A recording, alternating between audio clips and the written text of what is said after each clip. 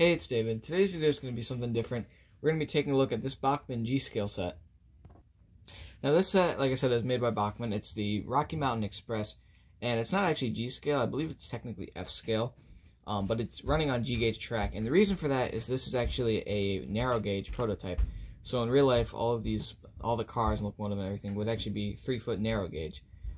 So the actual scale, F-scale, I believe is about 1 to 1/20th, but because it is narrow gauge, it runs on G-gauge track. And of course, since this is a G-gauge set, I don't have a G-gauge layout, so we'll be looking at it on the floor. I got this set several months back, and it was actually a gift that I didn't even expect to get. And it's the first real G-gauge train that I've ever had. I've had cheaper battery-operated sets. I had an older Lionel battery-operated Polar Express G-gauge set, but nothing like this where it actually gets the power from the track. But I've had this set for a few months now, and I've been very happy with it, and it's also been very tempting. I've kind of wanted to expand into more G-gauge stuff, but I'm very much limited on space. I'm actually running out of space for O-scale stuff, and so I can't imagine picking up a much larger scale like this. But anyways, let's get started with the review. We'll look at the engine, all the cars, and then we'll run it around this track for a little bit. Alright, starting off with the engine included in this set is a Rio Grande Southern 460 number 25, which I believe is the same type of locomotive as Rio Grande Southern number 20, which is a preserved steam locomotive at the Colorado Railroad Museum. Overall, I think this is a really good representation of a Rio Grande Southern 460. It's not a super high quality model, obviously, because this is a starter set, but it does have a good level of separately applied detailing and other things, and I think it's a nice model nonetheless. Now, the entire model pretty much is made of plastic, other than the wheels, and I don't really knock it for that, because in O-scale, which is what I traditionally model, we're used to having all of our steam locomotives be made out of die-cast metal, but I believe in G-scale it's more common for them to be made out of plastic, so again, I don't think it's really a negative of it. It is a bit light, I guess, but even then, it's not too bad. And the biggest thing to me is that it looks nice, and which it certainly does. Features-wise, the engine includes an operating headlight, as well as a smoke unit and sound set, but I haven't been able to use that because I believe it requires a battery to operate.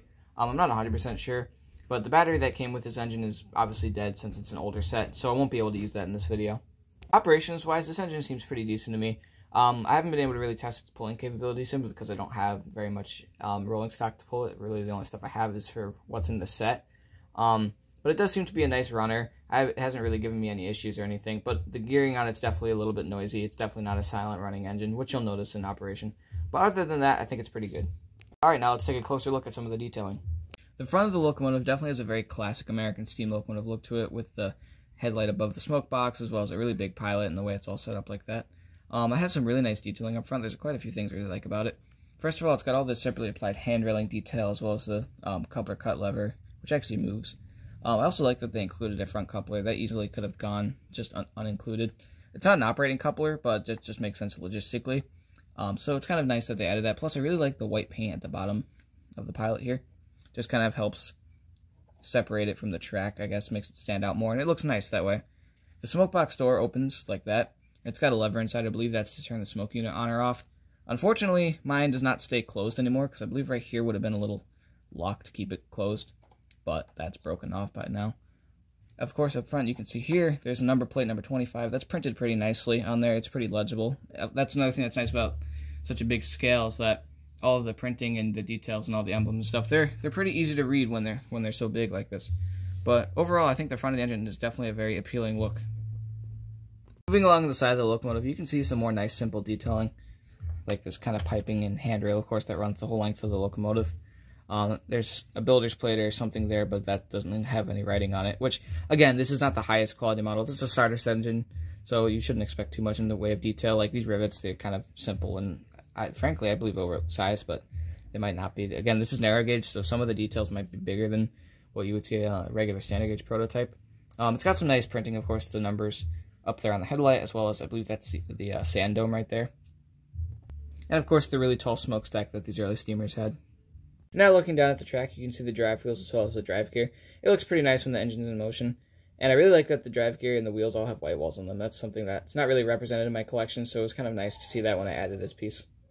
Taking a look at the top of the locomotive, you can see some more detailing representing the whistle, dynamo, I believe what might be a pop-off valve, as well as the bracket for the bell, which is unfortunately missing. It looks pretty nice up here. Again, you can see more of that pipe work that goes all the way back to the cab. And I actually like that the dynamo does have the little, I believe that's for the exhaust from the steam once it's used in there. One of these days I might actually work on maybe adding some more detail. First of all, getting a bell, because it's kind of unfortunate that that's missing, and maybe adding lanyards that go from, or a pull cord, I believe is the right term, from the piece of the whistle here back to the cab. I think it might be a nice little project. Taking a look at the cab, you can again see that nice printed number on there, as well as some grab iron details. They're kind of hard to see, but they're there. And some nice rivet detailing, as well as actual plastic inserts in the cab windows. It's not just open, which I really appreciate. I think that adds a nice level of detailing to it. And on the roof of the cab, you can see a small hatch, but it does not open. And now taking a look inside the cab, you can see some nice basic detail. Again, it might be a fun project to one day add some engineer and fireman figures in here. And you can see that the firebox, which goes all the way to the back of the cab, because this is actually a deckless engine, so it was kind of cool to see that detail representing. Because I'd actually just learned what deckless engines were, and a few days later got this, and I was able to notice and identify what that was, so it was kind of neat to see that. The tender deck shows some nice detailing here with the simulated wood on the floor, as well as I believe this would be a brake wheel, most likely, and a little bit of pile of molded in coal on the floor. And of course, looking at the side of the tender, the nicest part of it being this really awesome Rio Grande Southern print along the side. That just looks great. I think that's definitely the part of the engine that really my eyes go to when I look at it. And it was really nice to see that really nicely printed on there. Top of the tender, you can see that molded in coal load, which looks pretty nice, as well as a hatchback here. This opens to reveal the compartment for the battery that I don't have, as well as a reverse light, which I do not know if operates or not. The back of the tender has some more nice detailing with a couple of cut bars, as well as tons of grab irons and little step ladders and such, and an operating coupler. Overall, I think this is a really great engine for the set. I think it does a really nice job of representing the prototype while still being an economical piece. Now let's take a look at the rolling stock. Alright, the first car on the set is this Florence Cripple Creek boxcar, which I believe is based off of a real car. And this is a nice car. I was actually really surprised with the level of detailing on it when I first saw it. It's got a bunch of like different grab iron and steps and walkway on top of the car and stuff. A lot of really nice separately applied detailing. The car is all plastic, including plastic wheels, so it's a bit light. And I don't love that it's got plastic wheels, but it's, again, for a starter set piece, it's not too bad. And the level of detail actually makes it look like a pretty high quality car. It's got operating couplers on both ends, which is to be expected for a set like this. But it's a pretty nice car. It's got really good rollability because of the plastic wheels and stuff. Very little friction there. Plus, it's huge. I mean, there's my hand compared to the size of the car. It's massive. I mean, like I said, as an O-scale modeler, I believe this is probably roughly twice the size of an O-scale boxcar. So it's a big piece. But it's a really nice car. It looks great behind the engine. It's all contemporary to the era of the freight that this engine would have pulled when it was in service with the Rio Grande Southern. And it looks great as part of the set. Alright, the next car on the set is this Union tank car. Again, this is something I believe which is based off of a real car, and this is a really nice car. Tank cars are some of my favorite pieces of rolling stock, and this is a really nice one. Again, it's got that same level of separately applied plastic detailing. It's all over the place in this car. I mean, I'm looking at stuff that I just noticed looking at it now. There's grab irons at the end of the frame here, underneath the car, along the outside of the car and such, and I think it looks really nice. But one thing that I really like about this is it's got a ton of really, really nice lettering all over it. I mean, this is just like awesome looking. It really just makes it look like a really realistic piece. Even if it wasn't a really detailed car, I still think it would look pretty prototypical just due to all the writing and stuff. I mean, I really like the end of the car there with the UTLX on there and all the information on it. So that's something I really like about this. This might be my favorite car in the set simply for that. Again, all plastic construction stuff, but actually I feel like it might be heavier than the boxcar, maybe just because it's kind of got the same material but on a smaller base or something like that. But it's a nice car. Again, looks great with the rest of the set, rolls good, all that stuff. But yeah, really just that printing and everything alone really sets it apart for me. I think it's a great piece. I'm really happy that it's part of the set. And the last car on the set is, of course, the caboose. This is a Rio Grande Southern little bobber caboose. And kind of something I find funny about the whole set is that despite this being the biggest scale set in my collection, if all of the trains that I had were lined up next to each other as the full-scale prototypes, 1-to-1 scale, this would be the smallest engine and cars that I have. But despite that, since it's such a large scale, it's the biggest anything in my collection. And that shows with this tiny little bobber caboose. I've seen several bobber caboose in person when I went to the Railroad Museum of Pennsylvania, and they're not very big. But this is just the biggest caboose I have simply because of such big scale. But this is a nice piece. It's got nice Rio Grande Southern lettering on the side as well as the number of the car and a bunch of nice grab iron details and all that stuff. Again, it's a really small little car. It's a bobber caboose. It's only 4 wheels. But it's a pretty sturdy little piece.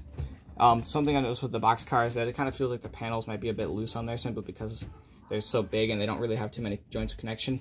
But this is a solid little car. It's got nice detailing. Like I said, the brake wheel.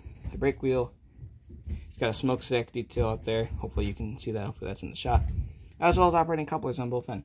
But it's a nice car to cap off the set, and I just think it's funny that despite it being in real life would be the smallest caboose that I have, it's actually the largest because of the scale. Alright, now I've got the whole train put back together. Let's run it around the track for a minute.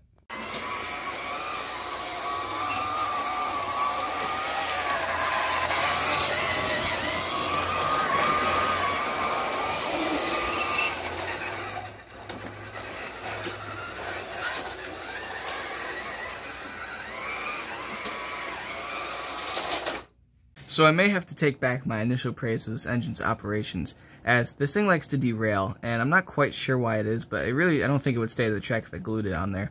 It might be due to the sharp curves, the rigid wheelbase, or simply because the track is not great quality, and I don't know why it would really be derailing so much, because this is a very flat and even floor. I'm on my basement floor and it's concrete.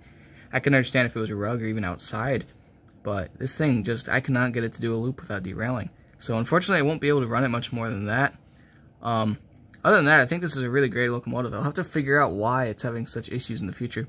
But I've been consistently trying to run this thing for about 15 minutes now, and it simply won't make a loop around the layout, and it's not derailing in the same spot every time either. It'll derail in various different locations, mostly on curves, but even just the rolling stock will randomly derail. I'm assuming it's just due to the track. It's kind of beat up and stuff. It's all stamped metal, so it's not the greatest quality track.